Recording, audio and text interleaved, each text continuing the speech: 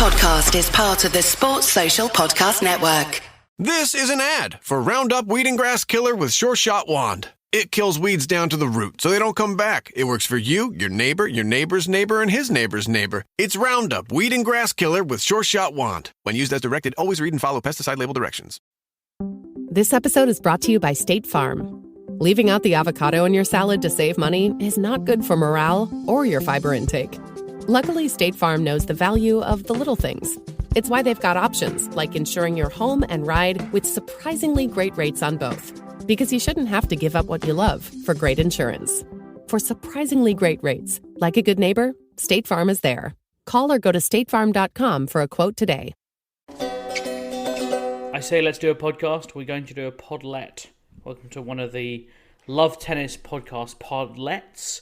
It is close to 1 a.m. Paris time in the aftermath of the Champions League final. I can still hear out on the street, what I'm going to assume are Real Madrid fans and not Liverpool fans cheering and exulting, because the Liverpool fans haven't got a huge amount to cheer or exult about. We've got lots to cheer and exult about here, though, because we've had a cracking day of third round tennis at Roland Garros.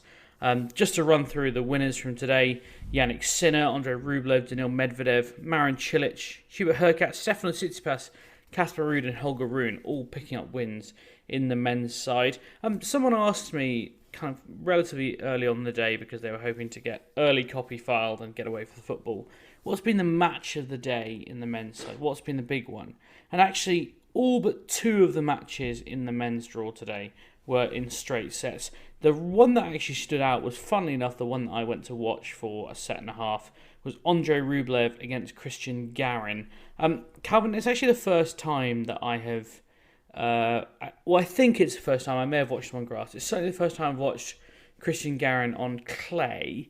I hadn't quite really appreciated how scrappy he is as a player.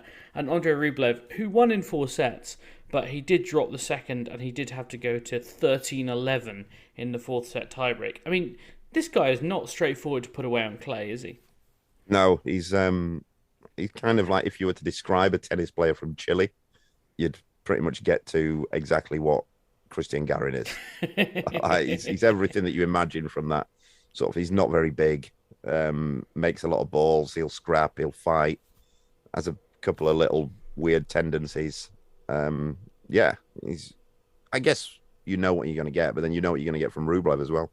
Well, that's what I was going to say, is that, I appreciate that Rublev beating Garin, it's not a huge result for him. Garin is 35 in the world off the top of my head. Rublev's obviously a top 10 player, but he is someone who we kind of talk about as, someone who can slip up in the early rounds of Grand Slams. So, to an extent, I mean, how dangerous is he in this draw now that he has got through to the second week? And I mean, he's got Jannik Sinner in the 4th round, for example. Is he at all a threat to Sinner? Yeah, I think so. I think that's 50-50, to be fair, because Sinner's record against other top tenors isn't great. There won't be much in the way of nuance and feel in that match. those balls will take a beating. Yeah. I mean, in those, is there anything, or do either of those players have it in them to realise that that's that matchup and say, maybe I can do something different? No, I don't think so. Maybe Sinner a little bit more. I don't even think Sinner's got much in terms of that.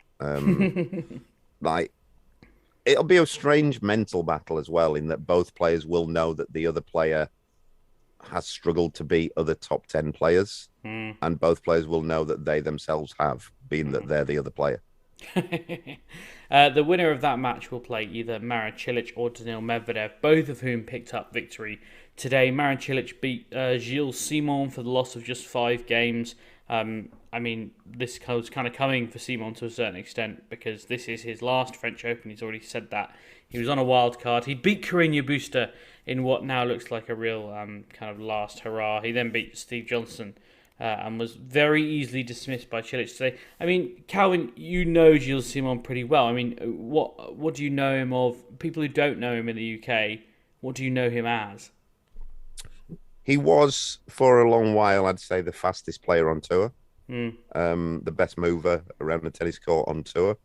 Lovely feel, lovely reader of the game, nice player to watch. What held him back from... He only ever made 2, I think, Grand Slam quarterfinals. Why did he not go further than that? I guess a real weapon. He had a great backhand, but as I say many times on this pod, there's no more useless weapon than a great backhand. He's one of those. You say what held him back? He was always the guy, though. To be fair, as brilliant as he was always the guy you thought when you was talking about someone making the top 10, who you'd think, well, if Gilles Simon can make it, then we can. He took that mantle from David Ferrer. I see. He in fact did make top 10. He made it as high as number 6 in the world back in 2009. 14 career titles, 891 total tour matches, 500 of which he won. So that's nice to get to a nice round figure. Is he someone who you see as a good tennis brain, a good tennis companion, someone who might end up as a coach? Definitely a good tennis brain. It's not always that simple, though, when you think because somebody has a good brain, will they make a good coach? Because then it's, can they communicate that to other people?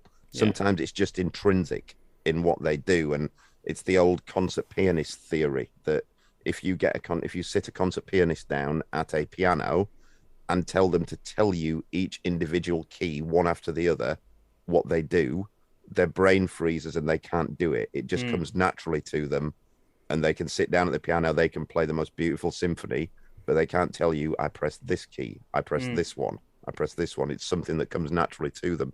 So it's not always a case that those players who have good tactical brains can communicate that to other people. I think it comes down to neurology as well. I mean, I always kind of demonstrate it to people that they can tie their shoelaces, but if I say to them, can you talk me through tying your shoelaces? It actually becomes very, very hard. And I find it, if I'm tying a tie, which I don't do every day, but it nevertheless is something that is kind of learnt movement. If I then try and talk someone through tying a tie, can't do it.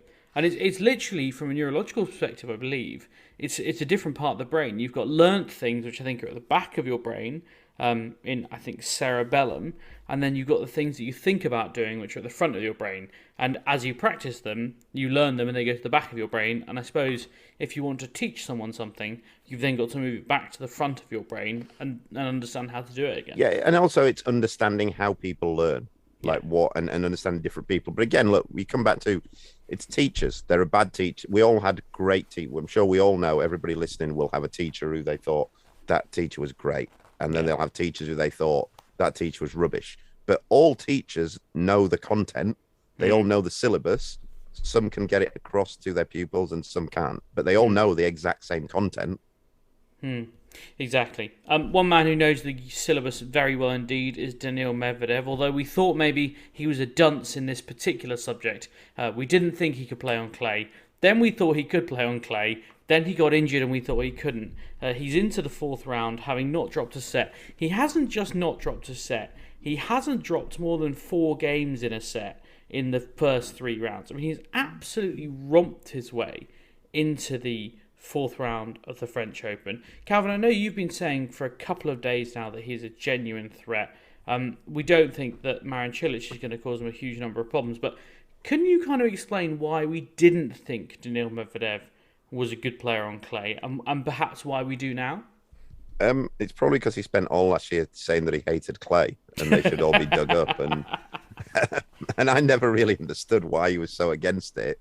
I do wonder because he's a bit nuts. I also wonder whether Medvedev, he's a highly intelligent man, whether he does it a bit tongue-in-cheek at times. Yeah. Because he's had good results on clay. Let's not make any mistake. He beat Djokovic on clay, hasn't he? Beat him at the Monte Carlo a couple of years ago. Very good, yes. So, yeah, look, it's one of those again. He's historically really tall, lanky players tend to struggle on clay because they can be a bit Bambi on ice, But everything Medvedev does is a bit Bambi on ice, and he's the best tennis player in the world. So. Yeah, he gets on okay.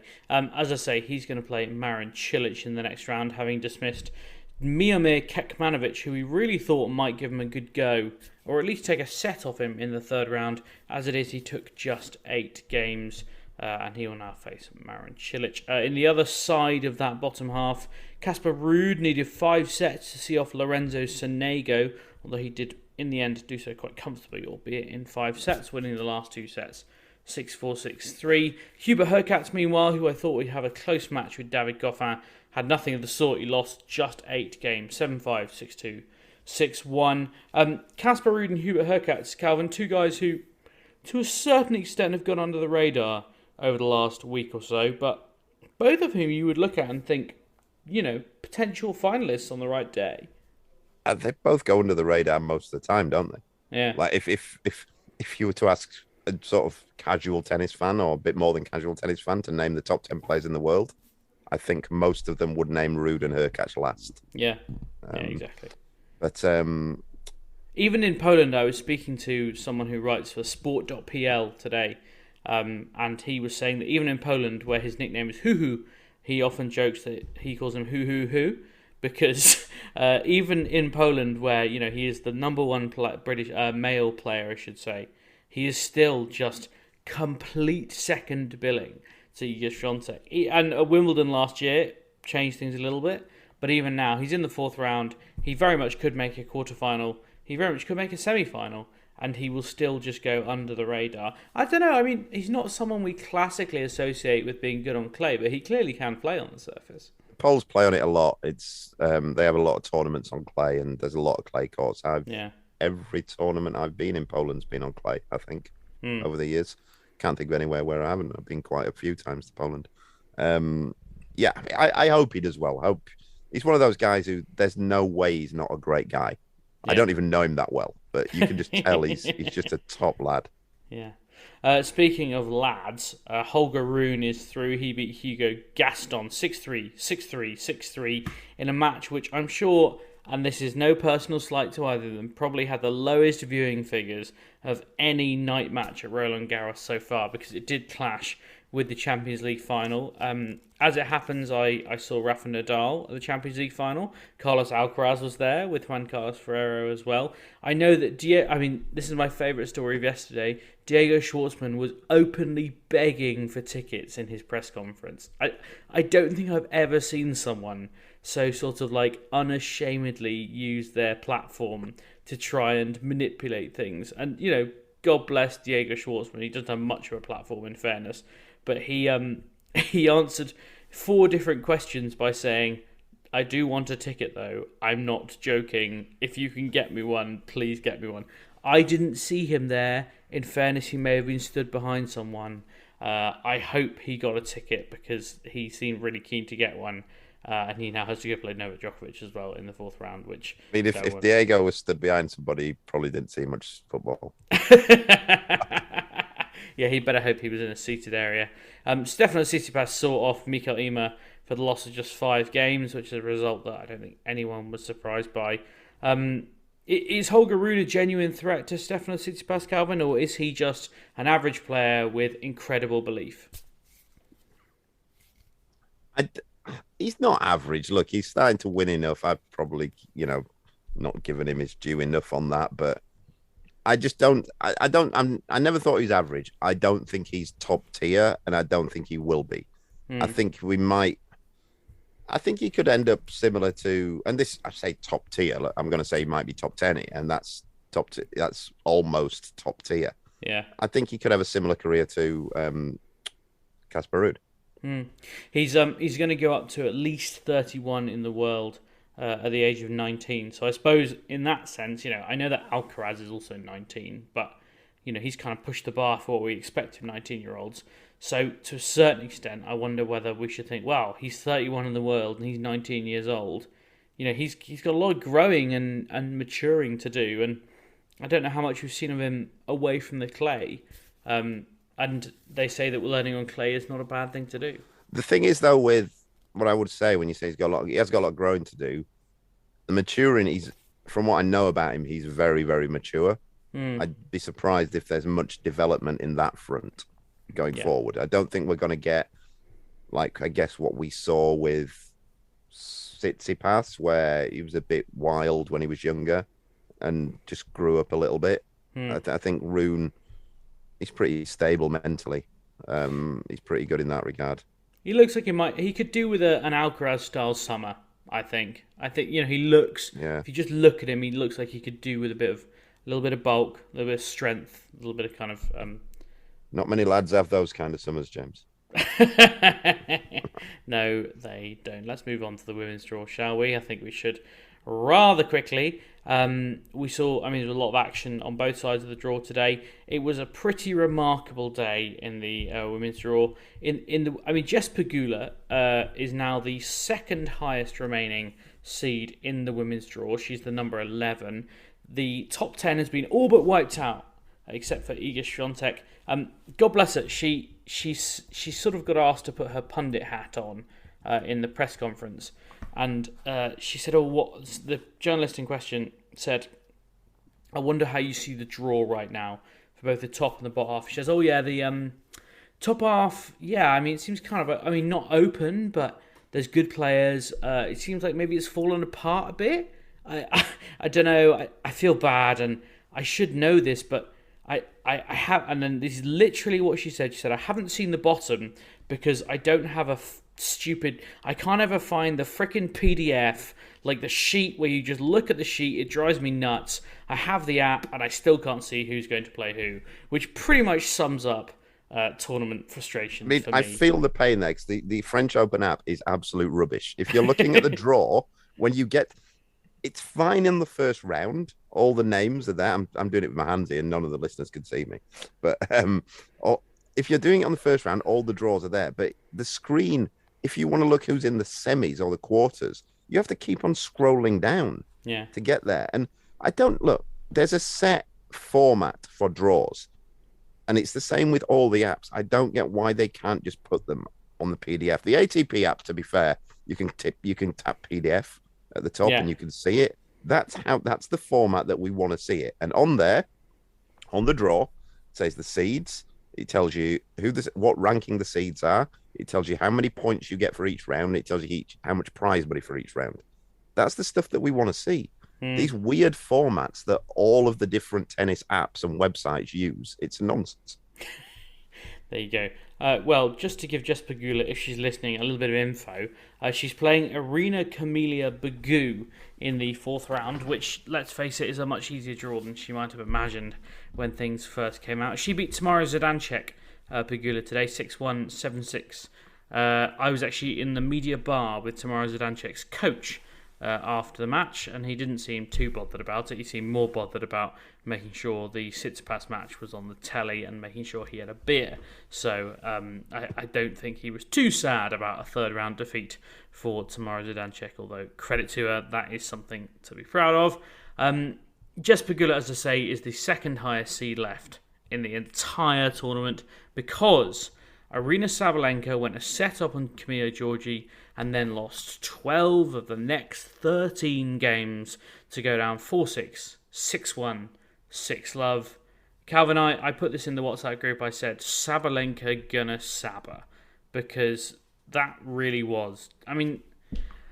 Sabalenka is eventually going to win a slam. I am reasonably sure of that. But it relies on 7 matches in a row without that. I don't think she's going to win one, I don't think she's that good. Do you think she's not that good, or do you think she's not that balanced? I don't even think she's that good. I think the better players are going to find her out anyway. I think she's good, don't get me wrong, but I just think the better players will always find her out. She's pretty one-dimensional. And I think they'll just, the same as they've always found Pliskova out for the same reason. Speaking of that, I'll come back to what we're talking about, but I saw Pliskova's still number 7 in the world. I'd love to know what point she's like. Well, she got the final of Wimbledon last year, which obviously helps a lot. Yeah. If she's still 7 in the world after Wimbledon, then I'm going to be looking into this. Right. I think that's extremely unlikely. In fairness, because the WTA rankings are so close at the moment, there are some slightly wild things. Annette Kontaveit went out in the first round She's going to go up 3 places and go to a new career high of 2 in the world. Yeah, I saw that. It's just sort of unfortunate. It's just because, like, Maria Sakkari was defending a lot of points from last year that she has not defended, so she flops down a long way. Paula Badosa is going to go up a place, bizarrely. Barbara Krejcikova, because she's lost 2,000 points, is going to go down 11 places, so everyone in the top 10 gets at least a 1 bump. It's a very weird situation, but I think the world rankings are still going to reflect the best players in the world in the WTA. It just is going to look a bit weird based on what has happened in the last week. Yeah, I get that. Yeah, I mean, I guess, and then it's going to get weirder after Wimbledon, I suppose. Oh, yeah. I mean, I appreciate it's not the major bit of damage from the Wimbledon ATP WTA spat, but the rankings are going to look bloody weird, particularly in the WTA. I think today, was the first time just going on that where it hit me how weird it's going to be at Wimbledon without these players. Because, like, you had Medvedev's doing well here, Rublev's doing well, Khachanov's doing well, Sabalenka was still in, Azarenka was in yesterday. And I think and I get there's obviously a bigger thing at play here, but purely from a sporting point of view. Yes. I started thinking, I'm not sure about this.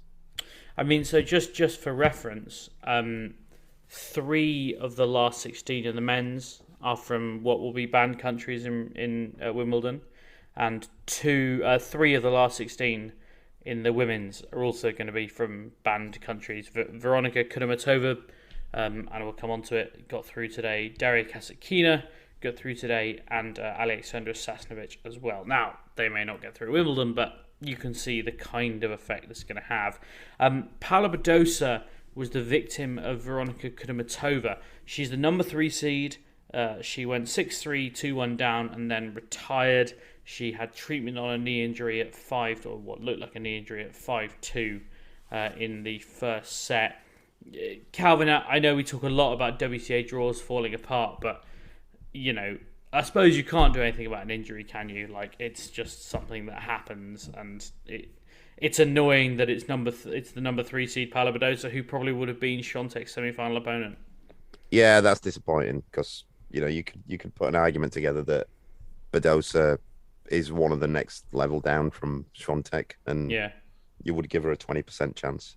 It means that Swiatek is going to potentially, if she makes the final, in fact, if she wins the title, she will have done so without facing a single top 10 player.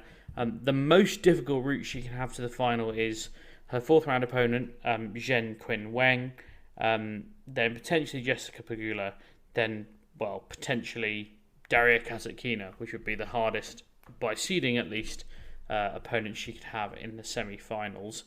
I mean, the thing is, Calvin, that I'm worried there's going to be an asterisk next to this French Open title if Iga Swiatek wins it. But there shouldn't be, right? No, definitely not. She's by far the best player in the world. I think she cleans up anybody. Who would you, of all the bottom half, so Leylah Fernandez, Anna Samova, Mertens, Goff, Teichmann, Stevens, and then Trevisan Sasnovich, but you can largely ignore that. If you could pick any of those 8 players to play Swiatek in a final tomorrow, which one would you pick? Probably Anisimova. On what basis? Between her and Goff, and Swiatek beat Goff pretty handily earlier in the year. I've not seen her against Swiatek, and I think Swiatek would offer certain things that the other players won't. She's a bit more complete than the others. If Swiatek's a little bit off her game and Anisimova plays as well as she can, I think you've got a match there. And it should be noted that Swiatek did have a little bit of a wobble today. She was 4-1 up in the second set. She let that lead slip. She was broken, by Danka Kovinic, which had not happened in this tournament so far. She did still win the set 7-5, so to an extent we're clutching at straws. But so there was a vague little kind of sign of weakness there. The only other result I wanted to note from today was regarding Zhen Qin Wen. She won 6-love, 3-love, retired against Alizé Cornet, who was so obviously injured. I mean, she came out and Like, you know what tennis skirts are like, Calvin? They are short, and basically Alizé Cornet is wearing a completely cursory skirt and entirely strapping all the way down to her knees on the thighs. It was pretty clear she could not play. I think if it wasn't Roland Garros, if it wasn't potentially her last Roland Garros, and if she wasn't on Chatrier, then I don't think she would have come out. The hugely knowledgeable Chatrier crowd booed her when she retired at 6-love, 3-love down, which seemed incredibly unfair. I mean, just a little note, in case this is the last time we say Alizé Cornet played at the French Open today. I feel like she's someone who made the best of her talent. She didn't have a huge amount, but she seems to have done okay with it. Yeah, she's probably, with the exception of Conte and Raducanu, she'd be the best female player that we've had in the last 15 years, wouldn't she? Even though she's French. Yeah, but I mean, this is like the weird thing that we don't, where we get it wrong in terms of what we accept in Britain as being decent. The French have players like that, but she would have been, what I'm trying to say is that she would have been a household name if she was British. I thought you were trying to claim that she was British in some way. No. I know she's French. I'm trying to say that. Yeah, I'm trying to say that she would have, if she wasn't from France, which is probably the best tennis nation in the world, along with maybe Spain. Yeah. Then she would have been a household name. I don't know if she's in France.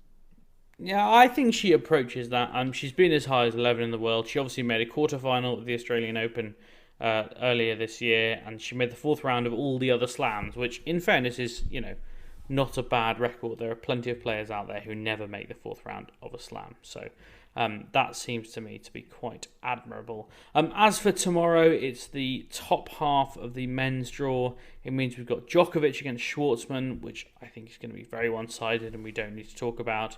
We've got Zverev against Zapata Miralles, which I fear is going to be the same, and Alcaraz against Khachanov, again, similarly. But we have Nadal against Felix Auger-Aliassime. Calvin, is there any hope that this isn't going to be very one-sided? Yeah, I think there's a world in which Auger-Aliassime challenges Nadal. What does he have to do particularly well to do that? Serve. He's got to serve well. Yeah. He's got to serve high first serve percentages. And because his second serve isn't great, his returning isn't great at all. Probably have the Canadian Twitter onto me again for saying that. But yeah, if he serves at 70+%, and he serves at 70+% in every game, then he's going to hold a lot of games. Yeah. And he has been serving at a high, barring the first two sets of his tournament, where he was objectively awful, he has served pretty well. He beat Filip Krajinovic in the third round, 7-6, 7-6, 7-5, which suggests he's serving pretty well.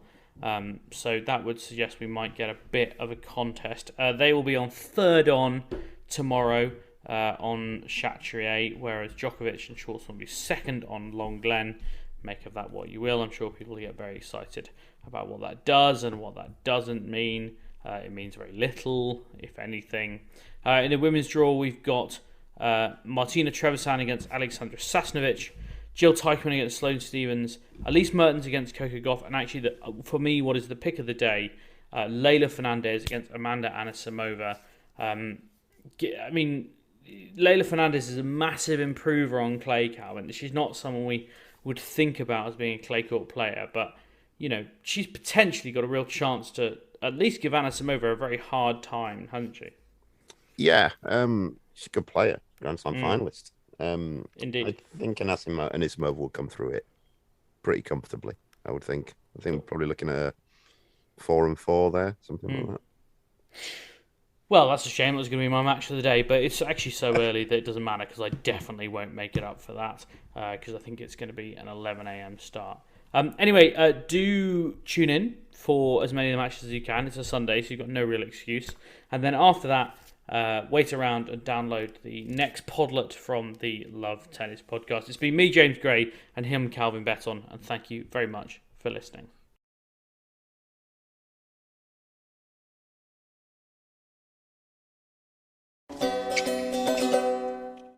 Sports Social Podcast Network.